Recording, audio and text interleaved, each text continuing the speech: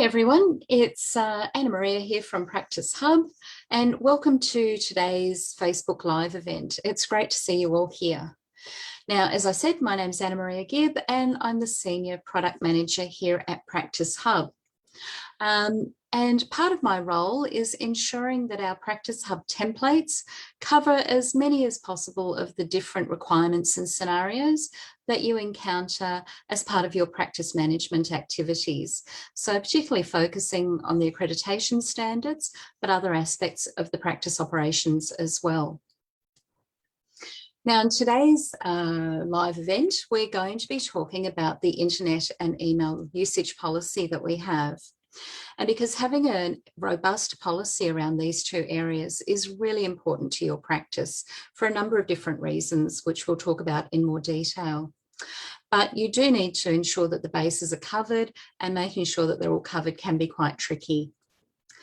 So in today's event, I'm going to talk to you about the differences and the definitions of a policy and a procedure, some of the requirements you need to consider when you're implementing your policy, what the internet and email usage policy itself is all about, and why it's important.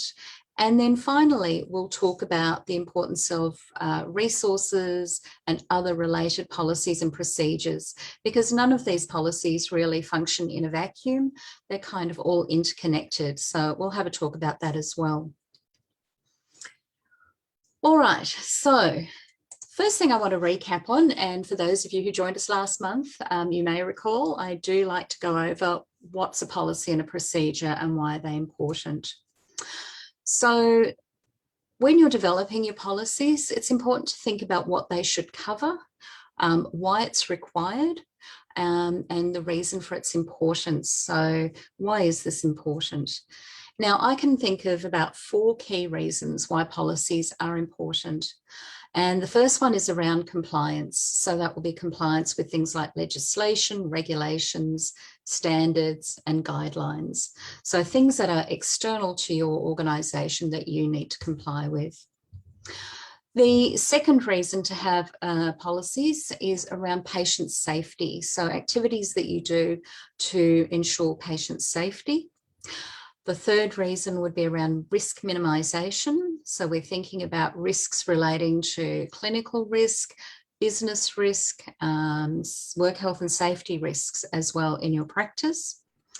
And the final reason to have policies is around what I think of as operational excellence. So again, how is it that you want things to be dealt with? How do you want processes to be performed?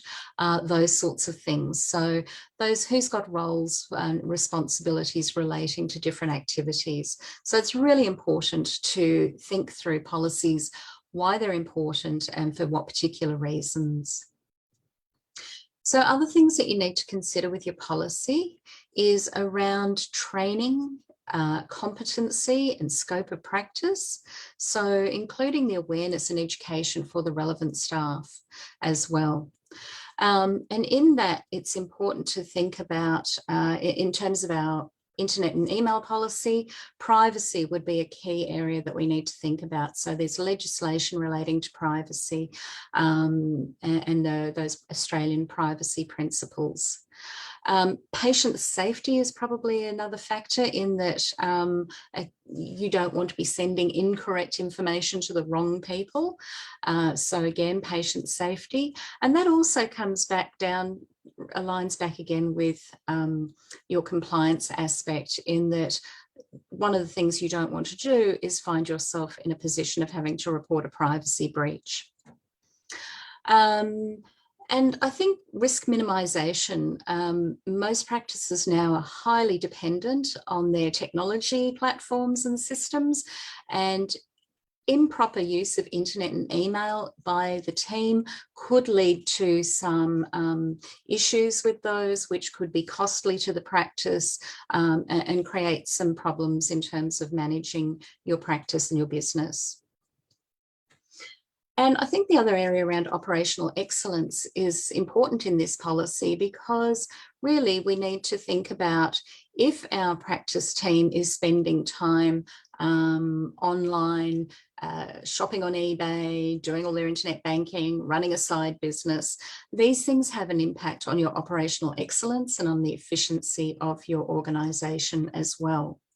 So all things to consider with our policy around internet and email usage. Now, today I'm going to have a look at and show you the PracticeHub internet and email policy. So just on your screen, you're seeing our normal dashboard. But if I go over to our policy and procedures manual, I've opened up our policy here. So again, our policy is why we do what we do. So in this instance, it's about staff assisting to mitigate security risks and being aware of those risks as well. And they're expected to use the internet and email and potentially secure messaging in a manner which meets the privacy obligations. So we're back to talking about those key areas as to why a policy is created and why it's important. Now, the procedures part is more about the who, how, and when these things get done. So we're basically giving people some instructions or guidelines around this information. Oh, so quick re-entry, here we go.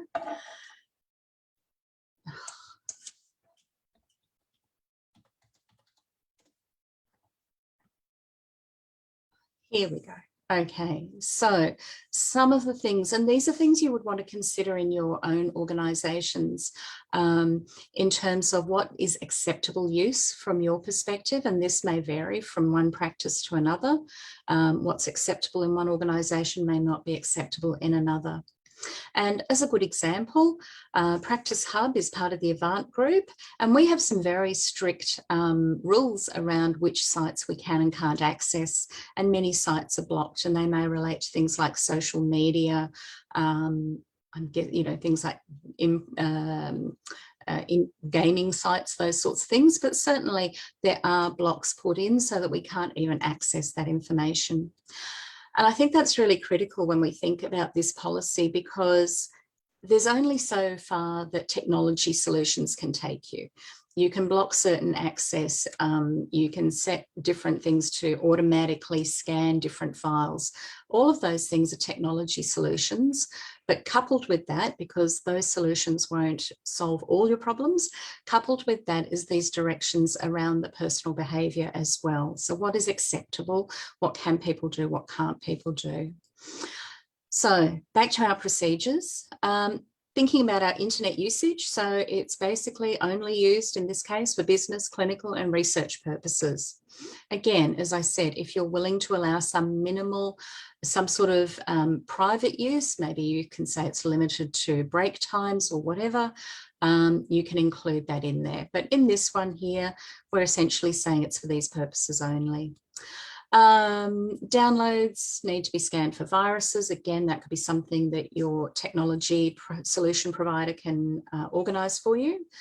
They need to comply with legal and ethical standards. So again, we're tying it back to that importance of, operational excellence, but also compliance with outside legislation and regulations. We're reminding people that we have antivirus, anti-malware, anti-spyware, etc., and how that is all installed and how that acts. Now, I know many of you, especially probably in the last couple of years, have become really, really diligent about having that message on your emails, on your automatic reply when somebody emails the practice. So again, that's very important to consider. If you haven't got that, you should probably think about including that. So we've got some best practice guidelines around using email. And there's things like don't open unexpected emails, even if it's from people using that antivirus filter, saving attachments and virus checking, not running executables from websites, and making sure that they are safe. And again, that very clear statement that email use that breaches ethical behaviours or violates copyright is prohibited. And I think, you know, the next one there about not sending or forwarding unsolicited email messages, that sort of thing is really important. And I know people have a good laugh about those funny emails that do the rounds and you want to forward them on and share them. Again, is that really appropriate use of a business email as well? Not broadcasting messages that are relating to personal, political or non-business matters. Again, if you have these things documented, it makes it so much easier if somebody has suddenly gone, oh, I want to share this, you know, I don't know, some special offer, some marketing thing with all my colleagues. You can come back and say, this was not part of the acceptable use of our policy in here as well. So really important, the more you can be upfront and clarify these things, the easier it is for people to know what's acceptable and what's not. And when they're not using it in an acceptable way, for you to be able to remind them and educate them about what is acceptable use. And very importantly, that last stop point, practice staff never to send emails that might be construed as offensive or constitute any form of harassment as well. Now, the next bit there talks about monitoring. So in some instances in your organisation, you might advise your staff, and you definitely need to if you're going to do this, but advising your staff if you are going to be monitoring their activity as well. So important that you, if you choose to do that, that you alert people and that you do have that discretion to blacklist certain sites. So as I mentioned in here at as part of the Avant team, we have certain sites that are blacklisted. You should have your staff sign a computer use agreement or as part of their condition of employment. So again, not leaving any gaps in that awareness and education that you are providing to them. So one of the things in terms of talking about this information, one of the things that you can do in PracticeHub, which I think is an enormous time saver, just make a quick change, is you can actually get your staff to sign off on these policies electronically. So if I go through here and I say, okay, which staff do I need to sign off on this? Well, to be honest, this would basically be everybody in the team. If I save this policy and I do what we call a publish and notify, all users will be noted or alerted that they need to go in and sign off on that policy. So let's just put some comment about updated policy and I can save that. And here's what you and your team are going to see. So they're going to see an alert on the page that says you're required to read this. And down the bottom, their name, because everyone has their own login. I've read, understood, and agree to comply with its provisions. So they can go in and they can click on confirm, and you now have an audit trail of each person who has signed off on that policy. And also importantly, you have an ability to track those that haven't, and so you can follow them up to ensure that they do follow this process. Okay, moving along. So as I mentioned at the start, these policies don't operate in a vacuum. And if I think about this particular policy, some of the other policies I think that it relates to, the one around patient electronic contact.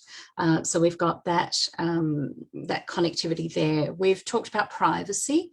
It certainly ties in very well with last month's Facebook Live event where we talked about our social media policy. With more people working away from the practice, maybe through to a practice shutdown, you'll be requiring people to use internet and email for work purposes while they're away from the practice. Now that policy still reinforces that all the privacy rules apply, compliance applies. So that policy can link back to this. The staff code of conduct about behaving in a professional manner is also, I think, related. And then when it comes to unacceptable use and how you manage that, it's good to reference your investigation policy. So if there's a consideration that maybe it hasn't been used in an acceptable manner, how will you investigate that? What are the processes? Again, being open and transparent about that. And finally, what might the discipline policy include in terms of what happens if there's been unacceptable use as well? Now, I'm a great believer that real life scenarios are also really helpful when it comes to policies and procedures, because the theory is great, but it's also really good to talk about real life examples. So,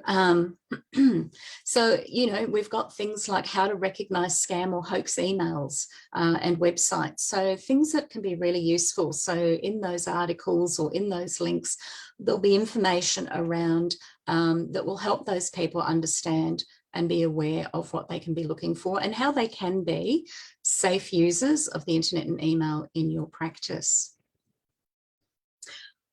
Okay, so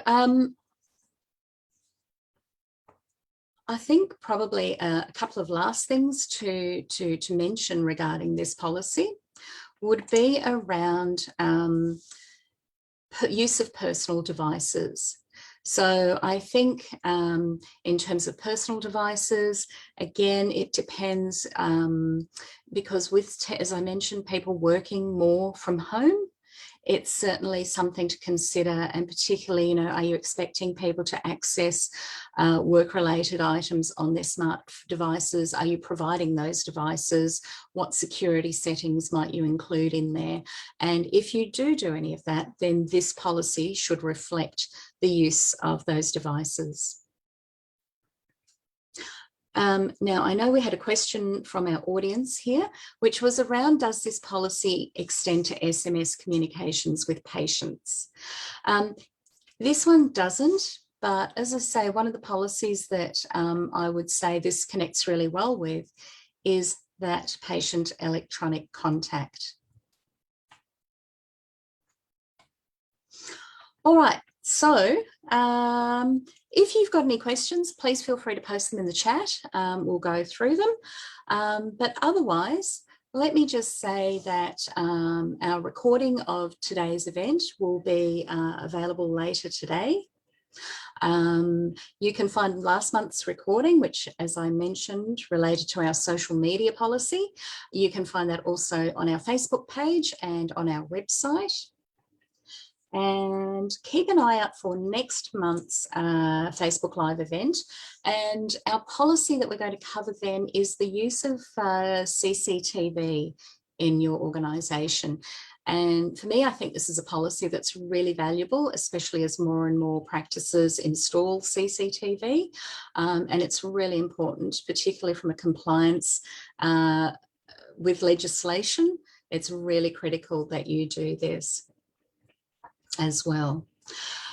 And finally, just to wrap up quickly, the 13th of October, we are running the first in a new series of webinars called Road to Excellence. And this webinar is going to focus on accreditation, primarily for general practice. And we'll have ACPAL's Kim Angove joining us. It's on late in the afternoon, so I would suggest you grab a drink, some after work drinks and snacks, and join us, because I think it's going to be hugely informative. So checking out the time, I think we're good to go. Thank you very much for joining us today, and I look forward to seeing you next time.